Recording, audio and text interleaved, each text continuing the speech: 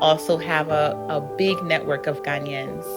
And you can imagine coming from Ghana and going to the US, how comforting it is to go to a place where you walk into the building, you're smelling familiar food scents, you're bumping into your people who look just like you.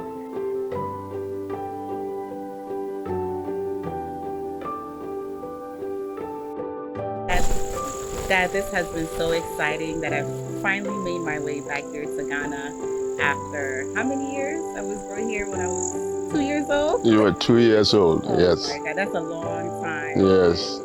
It's just been such an exciting trip that I get the opportunity to see where my family is from, and I have to ask that how were you able to survive getting to New York? Because as I see my experience here, just trying to understand the culture and trying to navigate. What was that experience like when you went to New York? Well, it wasn't easy, but it was a determination.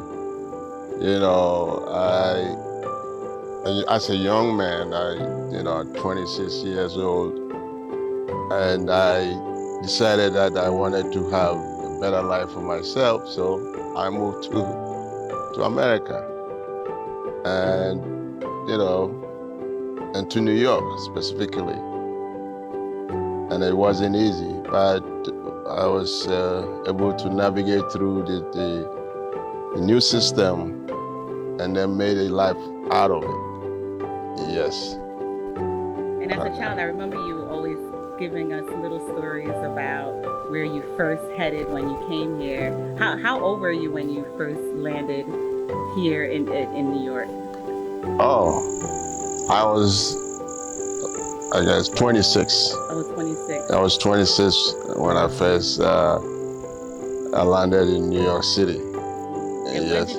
how did you get to the Bronx? I'm so interested in that because you are my biggest link to the Bronx as a first generational Ghanaian American born in the Bronx. What was that process like?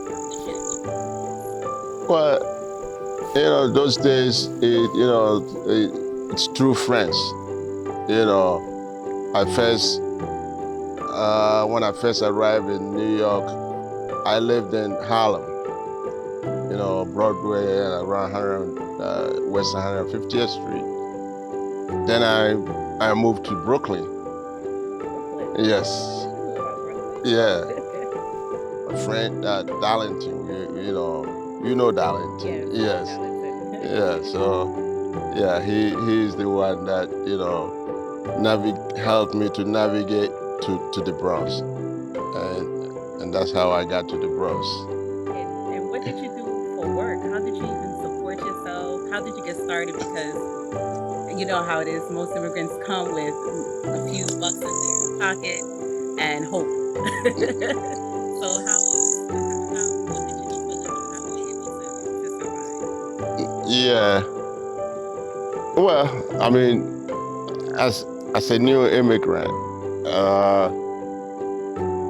when you arrive first, you may have a skill or whatever, but they always tell you lack an American experience.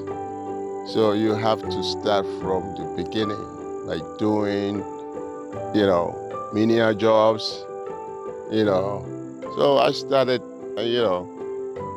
my first job was working with, uh, a bulk mailing company.